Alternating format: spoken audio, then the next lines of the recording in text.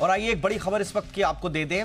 Digital personal data protection की draft guidelines जो हैं वो जारी हो गई हैं। इसमें कुछ दिलचस्प बातें हैं।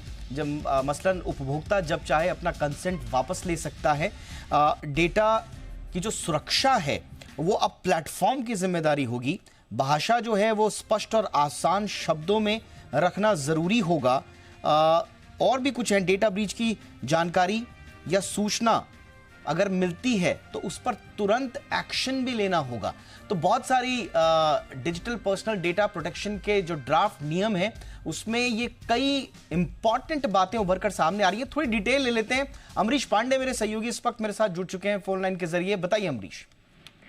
देखिए दीपक, लगातार जिस तरह से सोशल मीडिया का प्रभाव और इस्तेमाल बढ़ता जा रहा था और लगातार खबरें आई थी डेटा ब्रीच की, इसको लेकर रेगुलेशंस नहीं थे देश में, क्योंकि इस तरह की जो चीजें हैं वो एडवांस टेक्नोलॉजी या फिर न्यू एज टेक्नोलॉजी की थी और उसको रेगुलेट करने के लिए पुराने जो कानून थे उसमें लगातार संशोधन किया जा रहा था।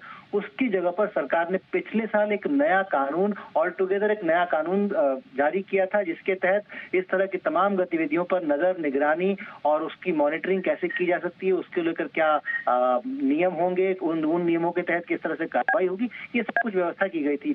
अभी 1 साल से ज्यादा का समय हो गया था नियम को बने, लेकिन उसके लिए किस तरह से रूपरेखा होगी, कानून का क्या इस्तेमाल होगा, उसकी कोई व्यवस्था अभी तक नहीं थी। सरकार ने आज ये ड्राफ्ट गाइडलाइंस या फिर कहें तो ड्राफ्ट नियम जारी कर दिए हैं, जिन पर सभी पक्षों से अगले 15 दिनों के भीतर रिप्लाई मांगा है। अगर कोई आपत्ति होती है तो ठीक, नहीं होती तो 18 फरवरी 2025 से ये सभी नियम जो है लागू हो जाएंगे। अगर नियमों की बात करते तो नियम में साफ और स्पष्ट शब्दों में कहा है कि ग्राहक के कंसेंट के बिना उसके डेटा का इस्तेमाल नहीं किया जा सकता।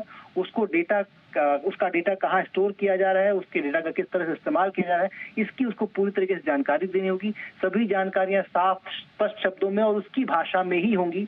उसके कंसेंट को लेने और उसको वापस कंसेंट जब उसको हटाना है, इसकी पूरी व्यवस्था की जाएगी। इसके साथ ही डेटा ब्रीच जो सबसे बड़ी दिक्कत थी इस पूरी कवायद में, उसके लिए स्पष्ट कहा गया है कि जैसे ही आपको ये सूचना मिलती है या फिर कोई जानकारी आपके पास खुद से आती है कि इस तरह का कोई डेटा लीक हुआ है, तो उस पर तत्काल एक्शन लेना है। और इसके साथ ही सरकार की जो तमाम एजेंसियां जो कि इस तरह के डेटा या फिर इस तरह की जो स्थिति है उससे डील करती हैं, उनको तत्काल प्रभाव से जानकारी देनी है।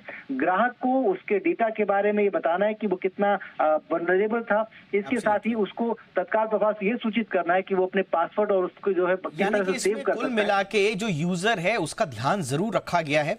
डिजिटल पर्सनल डेटा प्रोटेक्शन के ड्राफ्ट नियम है, जैसा अमरीश बता रहे हैं। अगर इसमें जो स्टेक होल्डर से आपत्तियां मांगी गई हैं, अगर नहीं मांगी जाती हैं, तो जो प्रस्तावित है वो है 18 फरवरी से ये लागू हो जाएंगे। तो बड़ी बहुप्रतीक्षित ये नियम है। अब देखते हैं इसमें किस तरह के फीडबैक्स आते हैं। शुक्रिया अमरीश इस तमाम जानकारी के लिए।